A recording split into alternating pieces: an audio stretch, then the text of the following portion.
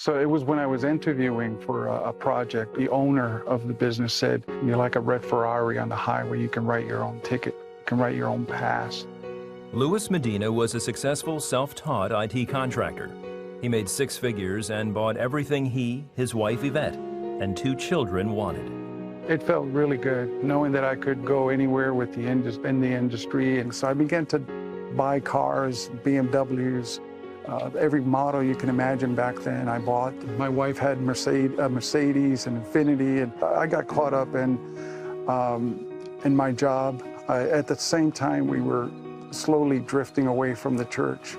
Spending got even more out of hand when the couple, on the advice of a bank representative, switched from using cash to credit cards. And the gentleman, in order to build credit, you need to have a credit card, and then we max that credit card out. Oh, we'll get another one. Ultimately, the Medinas couldn't keep up with their monthly bills. And I was always thinking, geez, why he makes such good money? Why are we always, it seems like we never end up with anything. We weren't good stewards of our money. It's like a sewer pipe. If you're not careful, it starts to leak, but eventually it's just going to bust. And then it's going to seep into everything, even my health.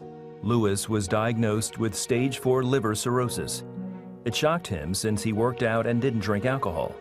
Doctors said all of his organs would likely shut down and he'd die. The couple drained all of their savings and still ended up with over $84,000 of debt. It was a wake-up call for both Louis and Yvette. I said, I'm about to potentially face a holy God. And there was shame, you know. I felt like I hadn't lived up to who I should have been as a believer. I had my moments where I was just like, God, I want my husband. I wanted to grow old with him. Louis has always been the provider, but God gave me like a peace. It's like he reminded me, Louis isn't your provider. I'm your provider. So during this crisis, the couple stopped putting their confidence in paychecks and their possessions and chose to return to God, to church, and to tithing. It brought us to a point where it was just, I surrender my pride. I surrender my money. It's not my money to begin with, it's yours. We just began to study his word and stand on his promises. And tithing was just, we just did that out of obedience. The focus wasn't on how we were going to make the money. It was just depending on God. Man, we just began to see God's hand move. Louis underwent 35 surgeries in 15 months. The Medinas continued giving throughout that time, and Louis eventually recovered from his sickness, allowing him to once again enjoy life with Yvette and their grown kids. Then, within a year and a half, they paid off their $84,000 debt. I could finally put on that spreadsheet, paid in full for all of our accounts. We cut up the credit cards. The hospital forgave a big portion of their medical bills, and Louis started a family-owned IT business with his son that's been doing well even during the coronavirus pandemic.